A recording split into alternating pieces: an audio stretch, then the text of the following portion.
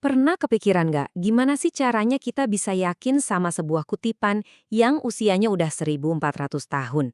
Nah, kali ini kita bakal coba jadi detektif, menelusuri jejak para detektif hadis di masa lalu, dan ngeliat metode canggih yang mereka pakai. Ternyata jawabannya ada di sebuah sistem verifikasi yang, wah, luar biasa banget. Sistem ini dikembangin sama ulama-ulama zaman dulu. Tujuannya cuma satu, ngejaga keaslian riwayat. Penasaran kan cara kerjanya gimana? Yuk kita bedah bareng-bareng. Oke, jadi intinya itu ada di yang namanya isnad atau rantai perawi. Coba deh bayangin isnad ini kayak rantai barang bukti di TKP. Setiap mata rantainya itu adalah orang, yaitu perawi, yang mendengar lalu nerusin informasi.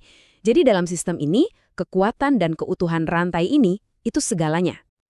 Nah, ini dia alurnya. Rantai kepercayaan ini harus nyambung terus, tanpa putus sama sekali.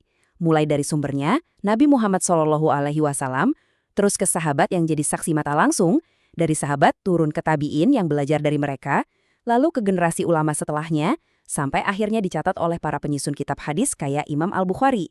Kuncinya, setiap orang dalam rantai ini harus bisa dipercaya dan beneran ketemu sama orang sebelumnya. Oke, rantai yang ideal kan nyambung terus. Tapi gimana kalau ada satu mata rantai yang hilang? Nah, disinilah kasusnya dimulai. Para ulama menyebutnya sakt, atau gampangnya celah dalam sanad. Dan tugas buat nemuin celah-celah inilah yang bikin mereka persis kayak detektif ulung. Dan sama kayak di dunia detektif, kasusnya itu ada dua jenis. Ada as-sakt adz-dzahir atau celah yang kelihatan jelas. Ini ibaratnya kasus yang gampang dipecahin. Tapi ada juga as-sakt al-khafi, celah yang tersembunyi. Nah ini nih cold case-nya, yang butuh penyelidikan mendalam dan cuma bisa diungkap sama detektif paling ahli. Oke, kita mulai dari yang gampang dulu ya. Kita selidiki sakt dhahir. Kasus-kasus di mana mata rantai yang hilang itu kelihatan jelas banget buat para ahli. Kasus pertama namanya al-mu'alaq. Secara bahasa, mu'alaq itu artinya tergantung. Kenapa? Soalnya rantai sanadnya itu kayak ngegantung, putus di bagian paling awal atau di bagian bawah. Contohnya kayak gini, Imam Al-Bukhari sebagai penyusun tiba-tiba langsung bilang, Abu Musa berkata. Padahal kan antara Imam Bukhari dan sahabat Abu Musa itu ada rentang waktu yang jauh. Nah, siapa guru-guru Imam Bukhari yang nyambungin beliau ke Abu Musa? Itu nggak disebutin. Jadi ada mata rantai yang hilang di awal, makanya disebut tergantung. Kasus berikutnya yang juga gampang dikenali itu al-mursal.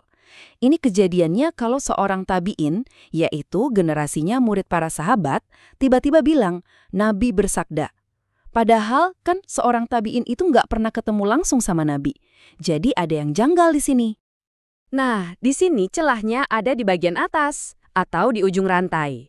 Contohnya tabi'in Sa'id ibnu al-Musayyib langsung mengutip Nabi. Harusnya kan ada sahabat di tengah-tengah, sebagai jembatannya, sebagai saksi matanya. Tapi sahabat ini nggak disebutin. Jadi pertanyaannya, Sa'id denger ini dari siapa? Nah, itu dia, mata rantai yang hilang.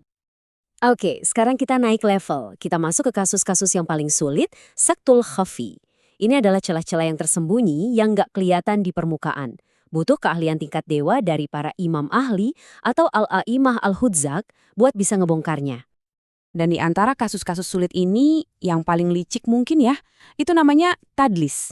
Ini bukan sekedar kelupaan, tapi seringkali ini tindakan aktif buat nyembunyiin cacat di dalam sanad biar kelihatannya bagus, semacam penyamaran intelektual gitu. Cara kerjanya tuh gini. Ada seorang perawi, sebut aja si A. Dia ini emang beneran pernah belajar dan dengar hadis dari gurunya si B. Tapi ada satu hadis lain yang dia dengar bukan dari si B, tapi dari orang lain yang mungkin lemah.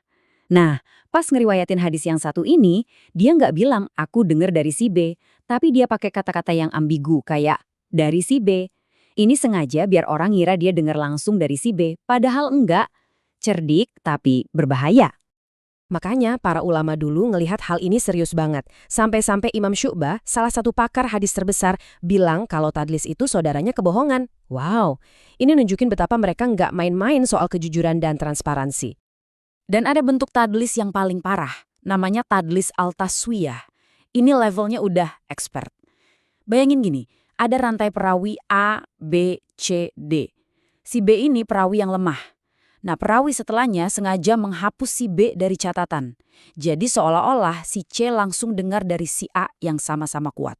Tujuannya, biar rantainya kelihatan mulus dan kuat semua. Ini benar-benar tantangan investigasi paling sulit. Nah, setelah semua penyelidikan ini, apa sih putusannya? Apa yang terjadi kalau para detektif hadis ini berhasil nemuin ada rantai yang putus? Vonisnya tegas dan jelas. Kalau rantai buktinya terputus, hadis itu bakal diklasifikasikan sebagai da'is atau lemah. Dan artinya ditolak. Kenapa?